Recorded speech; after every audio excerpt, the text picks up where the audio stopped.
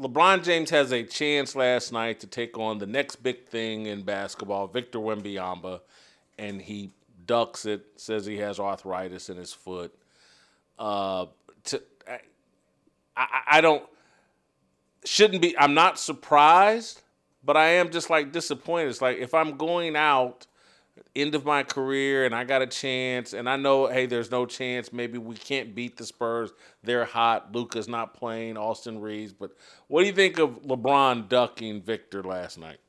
Jason, this is stereotypical LeBron. He's been doing it for the last 5 years, where he continued, by the way, to keep making all NBA teams. This is the first year he's not going to make it, but he kept making the teams despite missing 20, 25 games year in and year out, and puffing up his stats by resting back-to-backs, by resting against teams that are better defensively. Like, of course his numbers continue to look good. He's inflating them by making sure he's always fresh and ready to go and ducking the better defensive teams. And unfortunately, this is what a lot of the league is doing. But I would say this, Jason, just in one quick pushback.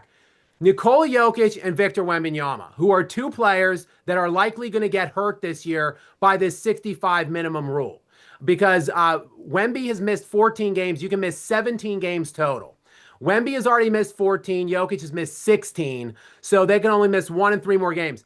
They're not the ones that have been targeted or that should have been targeted by this 65 minimum. These guys do want to play. They do everything in their power to play and compete. Jokic came into this year, in the first 10 years of his career, he missed like 55 total games. In 10 years, he's played more games since he entered the NBA than any player in the NBA over that span of time. The guy wants to be out there. He had a legitimate injury this season, which was a 4 to 6 week injury, and he was supposed to be reevaluated at that point, probably miss another week. Instead, he came back at 4 weeks exactly to get back to play the Thunder. This guy wasn't right. He was physically depreciated. He came back to play the Thunder and get criticized because they lost and he didn't look good because he rushed back from injury.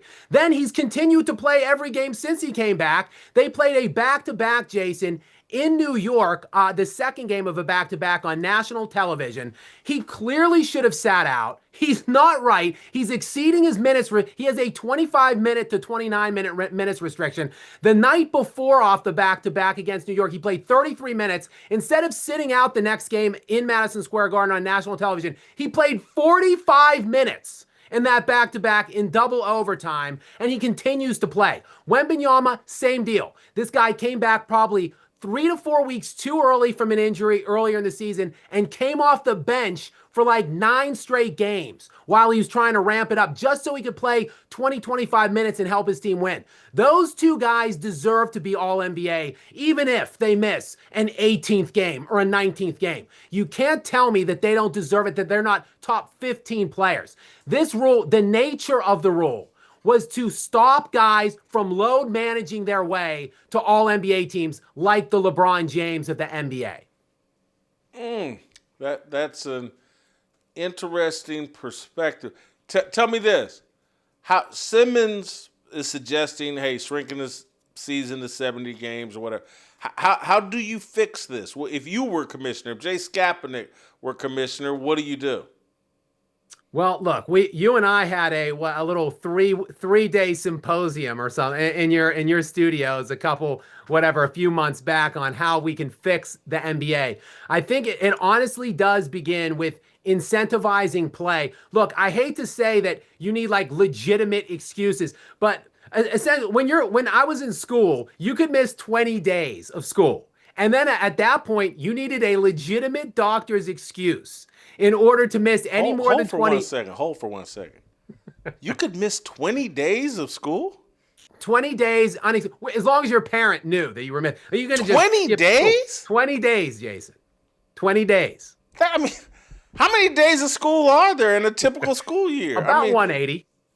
About 180? About 180, yeah. Man, that seems like a high percent. Holy cow, 20.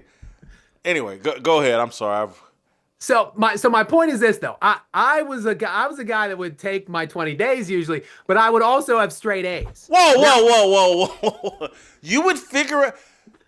This wasn't even a thing when I was a kid. You could they would tell you how many days you could miss, and then you could figure out how to miss those 20 days, and everybody was good with that.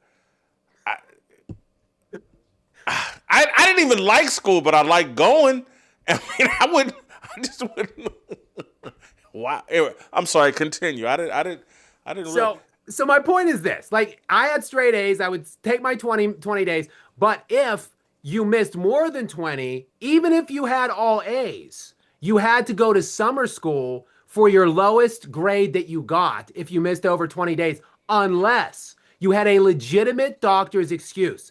So I feel like we're going to a point in time where we need to incentivize play. So in other words, the amount of money these guys make and are contractually stipulated that they will earn that year needs to be tied into and incentivized by the amount of games they play. And they don't get that money if they're going to miss a quarter of the year or a third of the year. The only way they would is if they have a legitimate doctors, a legitimate medical excuse as to why. Like, if you tear your ACL or if you rupture your Achilles, obviously you're not making no money that year. Scap, what happens? You force the guys to play, and they just go out there and mail it in, or they 20 minutes total, or they play 15 minutes and then they check themselves out and dare the coach to put them back in, claiming some injury or what. I think that's what the NBA would be afraid of.